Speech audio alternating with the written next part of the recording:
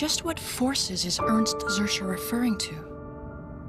Could it be that invisible and unidentified forces are hidden within our galaxy? 3, 2, 1, mark. GLS's go for auto sequence start.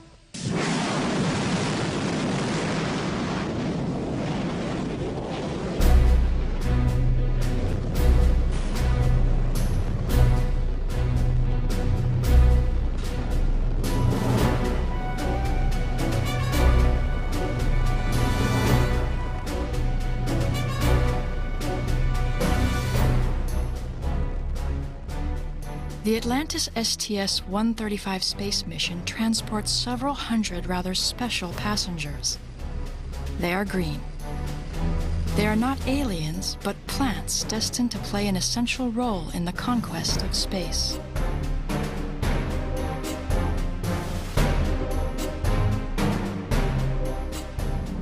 NASA's long-term goal is to reproduce the complex ecosystem of planet Earth in order to establish life in space. After 11 days in space, this experiment investigates the symbiosis between plants and bacteria in a zero-gravity situation. 341, check. 342, check. 343, check. 344, check. Back on Earth, the whole team is impatient to know how the little green plants have survived. Things under control.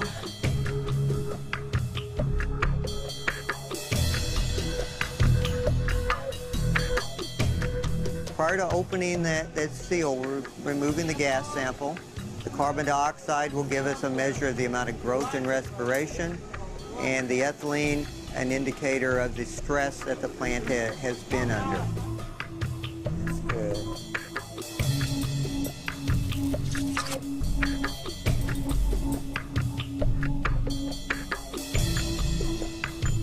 Did you get a photo of that?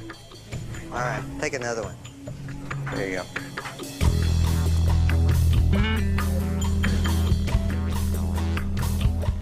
These plants look quite good.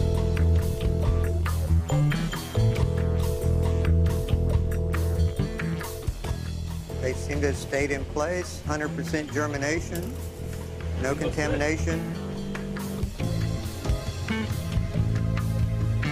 Under zero gravity, the symbiosis between plants and bacteria is a success. The bacteria created little nodules, or pouches, on the roots of the plants where they thrive.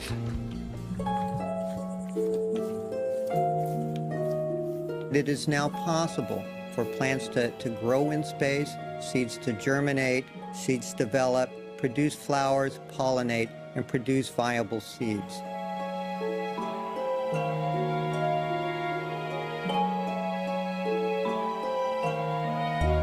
It should even be possible to harvest more fruit and vegetables in space, and in a shorter time span than on Earth.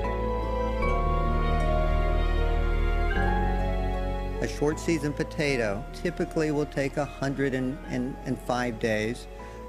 We've been able to shorten that by optimizing light, temperature, and nutrients to 85 days and get twice world record field yields in 2/3 the time.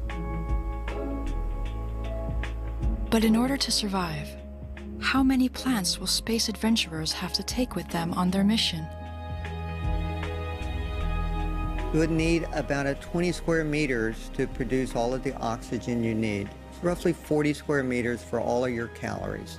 And that would provide plenty of water, atmospheric regeneration, and food production for one.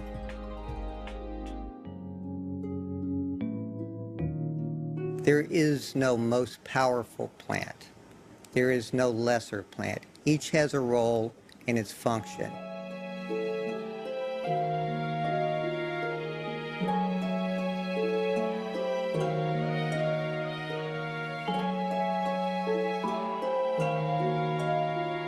A life without plants would be a very sterile existence. I think it would be a noisy existence where machines are removing my carbon dioxide, pumps are sending me fresh air, filters are moving the water. It would be lacking in green. It would be lacking the aromas, the textures, the colors that come through plants and life and that surround us in my environment. I can imagine a life without plants. It's not one that I want to live.